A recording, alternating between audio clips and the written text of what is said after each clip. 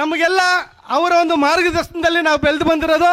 ಅವರ ಒಂದು ನೇತೃತ್ವದಲ್ಲಿ ನಾವೆಲ್ಲ ಸಂಘಟನೆಗಳು ಮಾಡಿಕೊಂಡು ಹೇಳಿದ್ರು. ಕಿಟ್ಟನ್ ಅವರು ಈಗ ತಾನೆ ಮೊದಲು ನಾವು ಕುಮಾರಣ್ಣ ಅವರ ನೇತೃತ್ವದಲ್ಲಿ 2020ನಲ್ಲಿ ಕುಮಾರಣ್ಣ ಅವ್ರ ಜೊತೆದಲ್ಲಿ ವರ್ತೂರ್ ಕಾನ್ಸ್ಟೆನ್ಸಿಗೆ ಯೂತ್ ಪ್ರೆಸಿಡೆಂಟ್ ಆಗಿ ನಾನು JDS ಅಲ್ಲಿ ಇದ್ದೆ.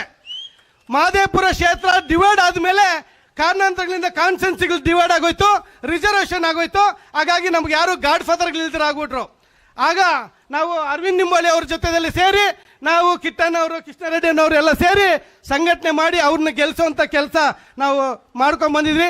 ನಮ್ಮ ಕೃಷ್ಣಾರೆಡ್ಡಿ ಅವರ ನೇತೃತ್ವದಲ್ಲಿ ಅವರು ಒಂದು ನಮ್ಮ ಗುರುಗಳವರು ಅವರ ನೇತೃತ್ವದಲ್ಲಿ ಇವತ್ತು ನಾವು ಪಕ್ಷಕ್ಕೆ ಕೂಡ ಅವರ ನೇತೃತ್ವದಲ್ಲಿ ಸೇರುವಂಥದ್ದು ಅವರು ತುಂಬ ಹೆಚ್ಚಾಗಿ ನಮಗೆ ಸಹಕಾರ ಕೊಟ್ಟಿದ್ದಾರೆ. ಹಾಗಾಗಿ ಜೊತೆಯಲ್ಲಿ ಇವತ್ತಿನ ದಿವಸ ನಾವಿಲ್ಲಿ ಸೇರಿದ್ದೀವಿ ಅಂದರೆ ಇಷ್ಟೊಂದು ಜನ, ಇದಕ್ಕೆ ನಮ್ಮ ರಾಮೇಗೌಡರು ಅವರ ಅಧ್ಯಕ್ಷತೆಯಲ್ಲಿ ಒಂದೂವರೆ ವರ್ಷದಿಂದ ನಾವು ಮಾತುಕತೆ ಮಾಡ್ತಾ ಇದ್ರಿ. ಜೊತೆಯಲ್ಲಿ ನಮ್ಮ ನಿಖಿಲ್ ಕುಮಾರಸ್ವಾಮಿ ಅನ್ನೋರು 1.5 ವರ್ಷದಿಂದ ಬ್ರದರ್ ನಮ್ಮ ಜೊತೆಗೆ ಬನ್ನಿ, ನಿಮ್ಮ ಒಂದು ಜನಾಂಗದಲ್ಲಿ ನಿಮಗೆ ಕೈ ಹಿಡಿಯುವಂತ ಕೆಲಸ ನಾವು ಮಾಡ್ತೀವಿ. ಈ ಜನಾಂಗಕ್ಕೆ ಇಡೀ ರಾಜ್ಯದಲ್ಲಿ ಯಾರು ಕೂಡ ಇಲ್ಲ, ನಿಮ್ಮನ್ನು ಬೆಳೆಸೋಂಥ ಕೆಲಸ ನಮ್ಮ ಪಕ್ಷ ಮಾಡುತ್ತೆ. ಹಾಗಾಗಿ ನೀವು ಇವತ್ತು ನಮ್ಮ ಜೊತೆಗೆ ಬನ್ನಿ ಅಂತೇಳಿ 1.5 ವರ್ಷದಿಂದ ನಮ್ಮನ್ನ ಕರಿತಾ ಇದ್ರು. ಆದರೆ ಕಾರಣಾಂತರಗಳಿಂದ ಮುಂದಿನ ದಿನಗಳಲ್ಲಿ ಯೋಚನೆ ಮಾಡಿ ಬರ್ತೀವಿ ಅಂತ ತೀರ್ಮಾನ ತಗೊಂಡಿದ್ರಿ.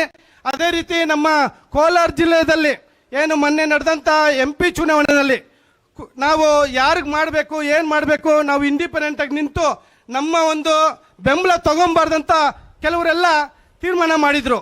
ಆಗ ಕುಮಾರಣ್ಣ ಅವರು ಫೋನ್ ಮಾಡಿ, ಬ್ರದರ್ ನಿಮ್ಮ ಬೆಂಬಲ ನಮ್ಮ ಪಕ್ಷಕ್ಕೆ ಬೇಕು, ನಮ್ಮ ಮಲ್ಲೇಶ್ ಬಾಬು ಅವ್ರನ್ನ ಗೆಲ್ಸ್ಕೊಂಬರೋ ಜವಾಬ್ದಾರಿ ನಿಮ್ಮ ಪಕ್ಷಕ್ಕಿದೆ. ಹಾಗಾಗಿ ನಿಮ್ಮೆಲ್ಲರ ಬೆಂಬಲ ನಮಗೆ ಬೇಕಾಗಿರೋದ್ರಿಂದ ನೀವು ಕೆಲಸ ಮಾಡ್ಬೇಕಂತಂದ್ರು.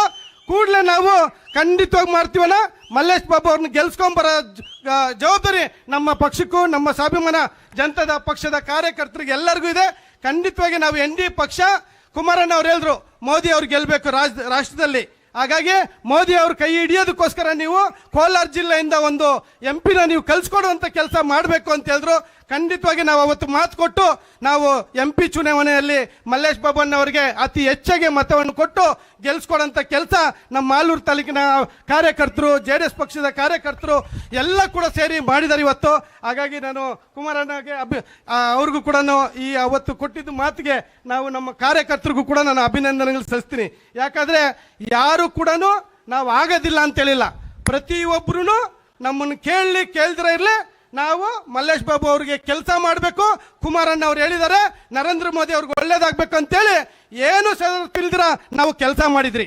ಆದರೆ ಇವತ್ತು ಅದ್ರ ಫಲವಾಗಿ ಇವತ್ತು ನಮ್ಮನ್ನು ಕೈ ಹಿಡಿಯುವಂಥ ಕೆಲಸ ಕುಮಾರಣ್ಣ ಅವ್ರು ಮಾಡ್ತಾ ಇದ್ದಾರೆ. ಹಾಗೆ ನಮ್ಮ ನಿಖಿಲ್ ಕುಮಾರಸ್ವಾಮಿ ಅನ್ನೋರು ಇವತ್ತು ಮುಂದಿನ ಭವಿಷ್ಯಕ್ಕೆ ನಮ್ಮ ಜೊತೆದಲ್ಲಿ ನೀವು ಇರಬೇಕು.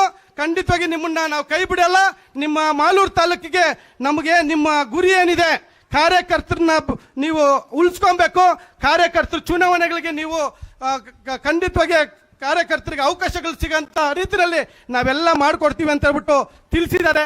ಆ ಒಂದು ಉದ್ದೇಶಕ್ಕೆ ಇವತ್ತು ನಾವೆಲ್ಲ ಸ್ವಾಭಿಮಾನ ಜನತಾ ಪಕ್ಷದ ಎಲ್ಲ ಕಾರ್ಯಕರ್ತರು, ಮುಖಂಡರುಗಳು, ಹಿರಿಯರು ನಿಜಕ್ಕೂ ನಮಗೆ ಒಂದು ವೇದಿಕೆಯಲ್ಲಿರುವಂಥ ಹಿರಿಯರು ನೆನೆಸ್ಕೊಂಡ್ರೆ ನಿಜಕ್ಕೂ ಬೇಸರ ಆಗುತ್ತೆ. ಯಾಕಂದ್ರೆ ಇವತ್ತು ಮಾಲೂರು ತಾಲೂಕಲ್ಲಿ 50 ವರ್ಷಗಳಿಂದ ಪಕ್ಷ ಕಟ್ಟಿ ಬೆಳೆಸಿರೋಂಥ ನಾಯಕರುಗಳು ವೇದಿಕೆ ಮುಂಭಾಗ ಇದ್ದಾರೆ. ನಮ್ಮ ಹನುಮಪ್ಪನವರಾಗಿರ್ಬೋದು, ರಾಜಾರಾಮ್ ಅವರಾಗಿರ್ಬೋದು, ಮೋಹನ್ ಬಾಬು ಅವರಾಗಿರ್ಬೋದು, CP ನಾಗರಾಜ್ ಅವರಾಗಿರ್ಬೋದು, ದೇವರಾಜ್ ರೆಡ್ಡಿ ಅವರಾಗಿರ್ಬೋದು, ಇವರೆಲ್ಲ ಯಾವ ಕಾರಣಕ್ಕೂ ಪಕ್ಷವನ್ನು ಬಿಟ್ಟು ಹೋಗಲ್ಲ ಅಂತ ವ್ಯಕ್ತಿಗಳು. ಇವತ್ತು ನಮಗೆ ಅನ್ಯಾಯ ಆಯಿತು ಅಂತೇಳಿ ಇಡೀ ಮಾಲೂರಲ್ಲಿರುವಂಥ ನಮ್ಮ ಪಕ್ಷದ ಮುಖಂಡರುಗಳು ನನ್ನ ಜೊತೆ ನಿಂತ್ಕೊಂಡು ಮಾಲೂರು ತಾಲೂಕಲ್ಲಿ 50,000ಕ್ಕಿಂತ ಹೆಚ್ಚಾಗಿ ಮತವನ್ನು ಕೊಟ್ಟು ನನಗೆ ಆಶೀರ್ವಾದ ಮಾಡಿ, ಕಾರಣಾಂತರಗಳಿಂದ ನಮ್ಮ ಅದೃಷ್ಟ ಇಲ್ದಿರೋ ಸೋತಿರ್ಬೋದು, ಆದರೆ ಮಾಲೂರು ಜನ ನಮ್ಮನ್ನು ಗೆಲ್ಸೋ ರೀತಿಯಲ್ಲಿ ಗೆಲ್ಸಿದ್ದಾರೆ. ವಿಧಾನಸೌಧಕ್ಕೆ ಹೋಗಿಲ್ಲ ಅಷ್ಟೇ, ಮಾಲೂರು ಜನದಲ್ಲಿ ಪ್ರೀತಿನಲ್ಲಿ ನನ್ನ MLA ಆಗಿ ಮಾಡಿದ್ದಾರೆ ಅವರು. ನಿಜಕ್ಕೂ ಅವ್ರಿಗೆ ಚುನಾವಣೆ ಆಗಿರ್ತೀನಿ ಅಂತ ಈ ಮುಖಾಂತರ ನಾನು ಹೇಳಕ್ ಬಯಸ್ತಾ